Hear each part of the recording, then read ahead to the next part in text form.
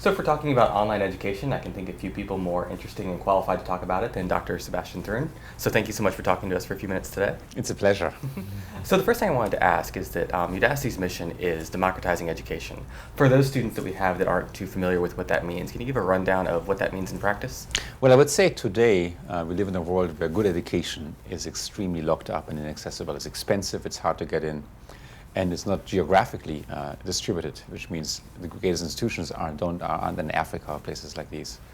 Democratization means everybody should have access. We should have access to clean drinking water, to security, and to good education. I think education is fundamental in giving people a chance to play in this world. I think that's very, very relevant to what we do in the OMS program, as you know, because it's so low cost, it's so flexible, it's so distributed that we have people, especially people in this class, who could never take a class like this or do a program like this traditionally because they can't take a couple of years off work or they can't pay 6 figures just to get a master's degree. But what I wonder is, especially since this is an educational technology class, is technology a necessary part of that? Does it enable us to do something now that we couldn't do before, or are we just the only ones who are finally coming around and saying, hey, let's do this? Absolutely. It's a necessary but not a sufficient component. I don't think technology alone will be the solution to education, but I think we live in a world of technology where we now have mobile devices, we have ability to record video, to do interactive things like video games, and those ought to play a role.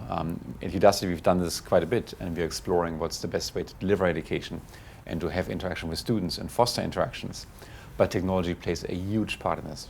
Is technology mostly about the getting the access to the education, or is there other things that technology does for us that we couldn't do in the past? Every time you move to a different medium, I think everything changes. So the way we do lectures today, a single professor speaking to many, many students, is because the technology we're using is our natural human voice.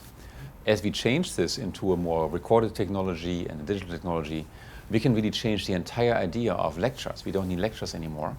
We can do it much more interactive, turns out. In technology, you can actually make a class as much fun as a video game. And a video game is clearly not just a lecture, it's actually something where the student can do something and exercise their own skills. I would like to think that kind of technology is what allows this class to happen. It's allowed us to have a kind of communication between instructors and TAs and students that we really can't have in person, where everything is very guarded in terms of how much time you have to give to it. So we have a lot of people in the class, and I bet that there are some out there who are wondering, do I want to go into research or do I want to go into business? And the class project we have for this class is very much built around either doing something that could become a research project or doing something that could become a startup or a tool that we use in the program. You're one of the only people I know that succeeded in both realms. So do you have any thoughts for anyone who might be struggling with whether they want to go the research route or the business route?